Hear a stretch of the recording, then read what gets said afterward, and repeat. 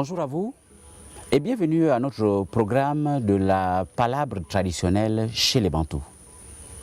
Aujourd'hui, nous constatons un désintérêt à la palabre traditionnelle. Qui est responsable? Pour en parler, nous recevons M. Ouwa. Bonjour M. Ouwa. Bonjour. Vous parlez quelle langue maternelle? Je parle Kota. Où est Moya? Nobe. Merci. Aujourd'hui, nous avons fait ce constat du désintérêt au débat traditionnel. Qui est responsable? Êtes-vous d'accord avec ce constat? Je suis d'accord avec ce constat, le constat de désintérêt. Oui. Mais c'est un constat qui est quelque peu mitigé parce que les responsabilités sont partagées. Partagées pourquoi? Parce que à certaines époques, ça remonte, le débat traditionnel avait des mécanismes qu'on a pu mettre en place. C'est-à-dire ces mécanismes dans les villages, on trouvait des corps de garde, Oui. des hangars appropriés, qu'on parlait du débat traditionnel. Alors, dans ces corps de garde, les femmes qui étaient dans leur cuisine Oui. alimentaient ces corps de garde pour faire en sorte que les gens qui parlent, les hommes qui étaient censés parler du débat traditionnel, se nourrissent également. Et c'est ce qui faisait en sorte que les enfants, les petits-enfants, avaient un intérêt, s'intéressaient à la chose du débat traditionnel. À rester proche À rester des proche personnes âgées. des personnes âgées. Et c'est là qu'on essaie de déceler les gens qui s'intéressaient parmi ces enfants-là. Voilà, que des futurs orateurs Des futurs que vous orateurs. devez former. Monsieur Ouwa, vous êtes d'accord avec nous quand même qu'il faut assurer la relève. Même s'il y a des intérêts, hein, la palabre traditionnelle doit être vulgarisée, hein, et valorisée. Maintenant, vous êtes orateur de grande expérience. Que faites-vous personnellement, malgré le manque de cet environnement, pour aider vos proches à être les futurs orateurs? Alors, pour aider nos proches, Vos enfants, vos neveux, vos amis. orateurs, alors dans ces proches-là, nous avons, dans un premier temps, les enfants. Mhm. Nous avons également des neveux qui peuvent également s'intéresser, que nous avons dans nos milieux. Alors, si on voit que l'enfant ne suit pas, mais automatiquement on tend la main au neveu qui donne l'impression de suivre. Mais généralement, ça crée d'autres débats à l'intérieur des familles que pourquoi ça a été légué par le neveu, pourquoi pas moi qui suis le fils. Mais si le fils ne suit pas, puisqu'on veut pérenniser la chose, on veut également la vulgariser. Alors, si le fils ne suit pas, mais le parent qui est dépositaire de cette connaissance ne Oui. peut pas attendre le fils parce qu'il est son fils. Mais il doit, n'est-ce pas, se prononcer pour prendre le neveu qui doit, n'est-ce pas, relayer. Mais pourvu que le neveu soit également capable de relayer la chose telle qu'elle se... Aujourd'hui, vous êtes orateur, vous avez été aidé sûrement par quelqu'un. Par qui? Ou par volonté personnelle? Je dirais par volonté personnelle. Pourquoi je dis par volonté personnelle? Parce que généralement, si j'ai parlé tout de suite du cas des corps de garde, alors généralement quand il y avait des débats, je m'intéressais. J'allais vers ceux-là qui officiaient ce débat et auquel mon père était au centre même du débat. Donc je l'écoutais parler. Alors donc si on parle d'être aidé, je n'ai pu être aidé que par le touchement de mon père parce que je le suivais avec beaucoup d'attention. Donc aujourd'hui, c'est ce qui nous manque à nous présentement parce que nos enfants ne s'intéressent pas. Ils sont plus ailleurs qu'avec nous. Oui, monsieur Ouwa, c'est vrai, des intérêts auprès des apprenants. Nous avons aussi remarqué que ceux qui ont la connaissance, donc les dépositaires, ne sont pas disposés à libérer, à donner la connaissance à ceux qui ont envie d'apprendre. Êtes-vous d'accord avec ce constat? Vrai ou faux? Je suis d'accord. Il y a certains qui ne sont pas tellement ouverts, qui ont certainement de la rétention de la connaissance. Mais vous savez que le débat dans le milieu bantou, le débat traditionnel dans le milieu bantou, c'est tout un processus, c'est un long processus. Et dans le cadre de ce processus, on essaye de voir, parce qu'on ne peut pas donner, on ne peut pas léguer cette connaissance à quelqu'un qui ne sera pas à même ou encore à la hauteur de mieux gérer cette connaissance. Effectivement. Alors donc c'est pour cela, on est obligé, parfois, nous, en tant que dépositaires de cette connaissance, nous revenir vers soit le neveu qui est proche de moi. Parce que c'est nous qui allons maintenant vers le neveu, parce qu'on ne veut pas que cela cesse. Il ne faudrait pas que ce cordon soit coupé. Mais certains disent même que parmi certaines conditions, c'est qu'il faut parfois payer quelque chose. Peut-être c'est l'enfant du voisin, il n'est pas votre neveu, il n'est pas votre fils. Mais l'enfant du voisin s'intéresse.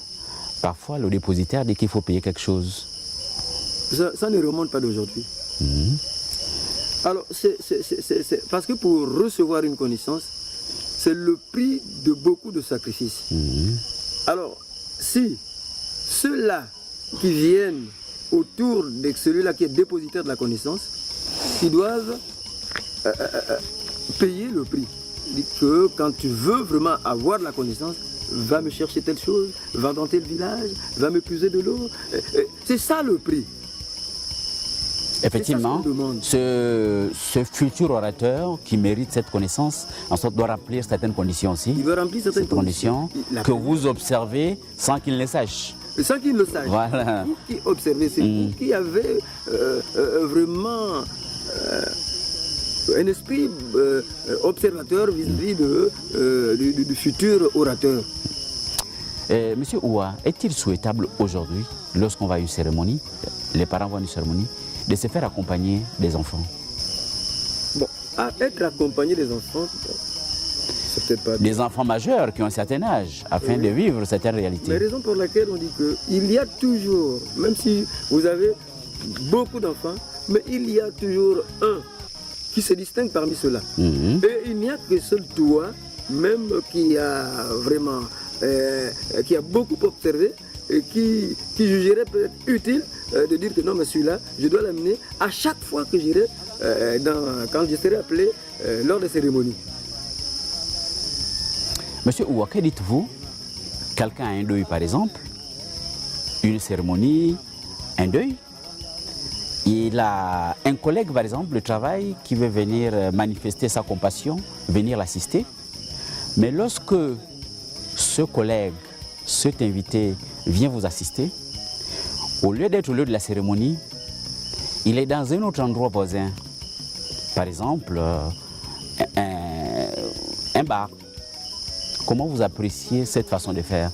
Est-ce qu'on n'encourage pas le fait que les gens ne s'intéressent pas à la chose? De manière tacite, je vais dire qu'on encourage qu'il y ait des intérêts. Qu'il y ait des intérêts. Parce que la palabre se passe au lieu où... Au lieu de la palabre. Au lieu de la palabre. Oui. Mais la palabre ne se passe pas à un lieu d'ailleurs, non. Mais plutôt la palabre se passe au lieu où se trouve la palabre. Mais l'autre constat, c'est que parce que c'est vrai qu'on a dit qu'on disait d'avance que les responsabilités sont partagées. Mais vous qu'on assiste, c'est vous qui amenez votre invité qui vient vous assister hors du lieu. Comment vous appréciez ce comportement? Mais c'est des comportements qui ne s'y est pas. C'est des comportements qui, malheureusement, nous devrions, n'est-ce pas, fustiger pour... nous devons mettre des mécanismes de rappel à l'ordre. Et ces mécanismes de rappel à l'ordre ne peuvent pas venir des Occidentaux ou encore moins des Arabes. Mais ça devrait, n'est-ce pas, venir de nous-mêmes, des Africains, des Bantous que nous sommes. Et parfois, nous constatons même que, indépendamment d'aller s'asseoir quelque part dans un débit de boisson, en sorte, c'est le moment de la palabre, mais il y a d'autres réunions parallèles. Et tout cela joue en défaveur de l'intérêt à la culture de la palabre. Hein, monsieur Oua? En principe, dans ce cadre, la déportation des petites réunions quelque part... Parallèle. Ça ne remonte pas seulement d'aujourd'hui. Ça remonte aussi d'avant. Parce que dans ces réunions, il y a la critique aussi qui est là-bas. Parce que tous tous ne sont pas pour, soit l'orateur, tous ne sont pas pour, ceux-là qui officient le débat traditionnel, il y a ceux-là qui disent que non, mais pourquoi lui, pourquoi pas moi, mais qui ne sont peut-être pas capables de faire ressortir quelque chose d'essentiel devant les gens pour ce qui concerne n'importe quelle palabre. Au jour d'aujourd'hui, M. Ouah, pensez-vous que la relève est assurée? Vous êtes orateur à la palabre traditionnelle lors des cérémonies chez les Bantous. Pensez-vous que la relève est assurée ou il y a des efforts à faire pour aider les jeunes à aimer ce créneau? Je dirais que là, au point de vue relève, la relève, on ne parlerait pas tout de suite de relève. Êtes-vous optimiste ou pessimiste? Je suis optimiste, mais puisqu'il y a plus de désintérêt que d'intérêt. Alors donc, je suis optimiste parce que c'est nous qui devrions, n'est-ce pas, faire en sorte qu'il y ait attachement, qu'il y ait que les jeunes s'intéressent à cela. Aujourd'hui, nous voyons des jeunes filles qui savent préparer, qui savent porter le panier, qui savent sarcler, qui font des travaux ménagers correctement. Ce sont les efforts des parents. Parlant des jeunes garçons, on voit des jeunes garçons qui savent faire les pièges, faire le vin des palmes. Ce sont les efforts des parents. Mais pourquoi la tendance de constater que les parents aujourd'hui, sur l'aspect de la culture de la palabre, les parents ne sont pas consciencieux? Je voudrais rebondir sur ce cas de figure. Et les jeunes dames qui savent préparer, voilà. Les hommes qui font de la chasse, qui font les pièges. Les pièges, c'est bien beau. Mais ça peut être aussi l'objet d'une observation des uns et des autres. Mais prenons le cas de celle qui a perdu sa mère ou celui qui aurait perdu son père. Mais elle a su préparer comment? Ou il a su faire la chasse ou faire les pièges comment? Non, ça va. Alors, ça demande aussi une observation. Et dans cette observation, ça demande un attachement. Donc, il faudrait que les jeunes s'y mettent également. Parce que si un jeune s'accroche à un vieux qui est dépositaire d'une connaissance et qu'il soit soumis au respect et à l'obéissance, mais comment le vieux là ne peut pas, n'est-ce pas, lui partager cette connaissance? Il pourra bénéficier de cette bénédiction. Bénéficier non pas seulement de la connaissance, mais de beaucoup d'autres choses. Exactement. Monsieur Ouah, parlant du désintérêt au débat traditionnel, le manque de maîtrise des langues maternelles, pensez-vous qu'elle peut être une cause? Parce que quand on parle de désintérêt à la palabre, c'est parce que, bien évidemment, les enfants ne s'intéressent plus à la langue maternelle, ne maîtrisent pas la langue maternelle. Parce que si tu ne maîtrises pas la langue maternelle, mais comment tu vas t'intéresser au débat traditionnel? Monsieur Ouah, là encore, les enfants vous diront ce sont les parents sur la langue. On sait que la langue, effectivement, ça crée une démotivation. Mais seulement, est-ce qu'il est trop facile d'accuser les enfants qui ne s'intéressent pas ou bien c'est toujours la responsabilité des parents sur la langue maternelle? Je reviendrai encore pour dire que les responsabilités sont partagées. Sur la maîtrise de la langue. Sur la maîtrise de la langue. Les parents à la maison. Parents qui ont un minimum de connaissances se sont écartés même de la langue maternelle. Et dans les milieux auxquels ils vivent, ils ne parlent avec les enfants qu'avec le français, qui est une langue étrangère. Alors, face à ce constat, les enfants, je pourrais prendre le cas qui est le mien. Un jour, j'ai cette blague avec mon fils que mais non, mais toi, tu ne fais même pas ressortir, ne serait-ce qu'un seul mot quota, mais à quoi tu t'entends pour faire des recherches, machin, tout ça. Mais il m'a dit, mais papa, c'est vous qui êtes responsable parce que généralement, vous me parlez souvent en français. Alors, ouais. Donc, c'est vous qui êtes responsable.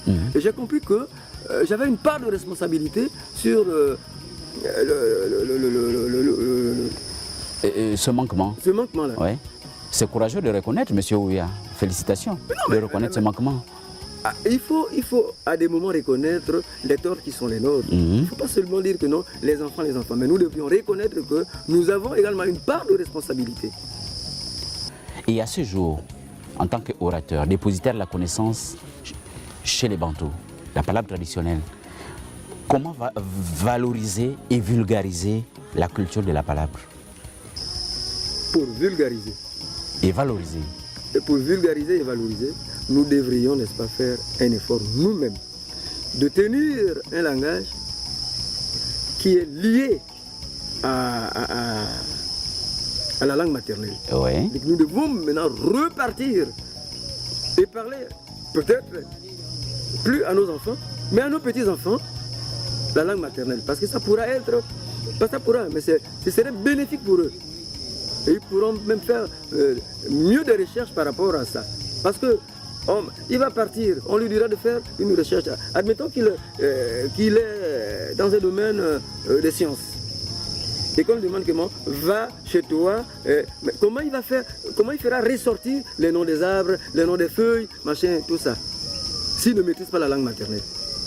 Alors les recherches chez lui seront difficiles s'il n'arrive pas à maîtriser les appellations des arbres et certaines feuilles, ou voire même certains animaux. Monsieur Oua, imaginez-vous, est-ce que vous vous imaginez chez les Bantous une cérémonie s'organiser sans la palabre, sans le débat traditionnel? Sans le débat traditionnel. Est-ce imaginable? Non. Quelle que soit la nature de la cérémonie, que ce soit une cérémonie de réjouissance, que ce soit une cérémonie de malheur, il faudrait qu'il y ait débat. Pourquoi? Pourquoi? Débat. Parce que c'est le débat qui cerne pratiquement les contours. C'est-à-dire que le débat fait vivre même les instants de la chose, de l'événement. C'est-à-dire que même ceux qui n'étaient pas connus, les gens sauront ce qui s'est passé à travers le débat. C'est une occasion d'un dialogue élargi, voilà, d'un dialogue élargi, de concertation. Mais le but c'est ça. Voilà.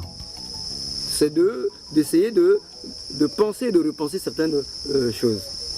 Voilà. Donc nous voyons que ce n'est pas un domaine à perdre. Ce n'est pas un domaine à perdre. C'est un domaine que nous devons, n'est-ce pas, faire en sorte que... C'est un domaine que nous devrions garder comme... qui doit être une chasse gardée pour nous. Voilà. À ce stade, qui sont les responsables? En 2-3 mots, avant de faire un résumé en langue pour la communauté Kota. Les responsables, comme je disais tout de suite, en reconnaissant que j'ai été celui-là responsable, parce que mes enfants aujourd'hui n'arrivent pas à ressortir quelque chose le quota couramment. Les parents sont responsables. Les enfants sont responsables. Les enfants sont responsables parce qu'il y a de la réticence des enfants. Mais cette réticence vient des parents. Donc voilà. Les parents sont plus responsables que les enfants. Voilà, nous sommes arrivés au terme de notre débat. Monsieur Oua, nous voulons un petit résumé en langue locale pour la communauté Kota. Bei ikot matanda bei lolo o lolo che mini ba peke ke che bana ba mini ba ebeke isoko jo ila mini suena ba so jo ila mini ba wangu ba metanga bijanga ba peka e hadi wangu ba peka metanga bwe.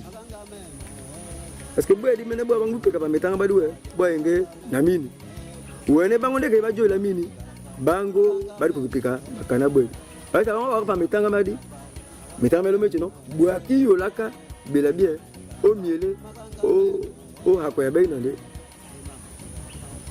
yango matana bi lolo che mini lolo mina soke na bana mini ilongola mini elo maitanda be lolo. Merci Monsieur Oua pour votre contribution à cette émission, la palabre traditionnelle chez les Bantous. Aux uns aux autres, merci encore pour votre attention à ce programme. Nous vous fixons rendez-vous pour un prochain numéro dans quelques semaines.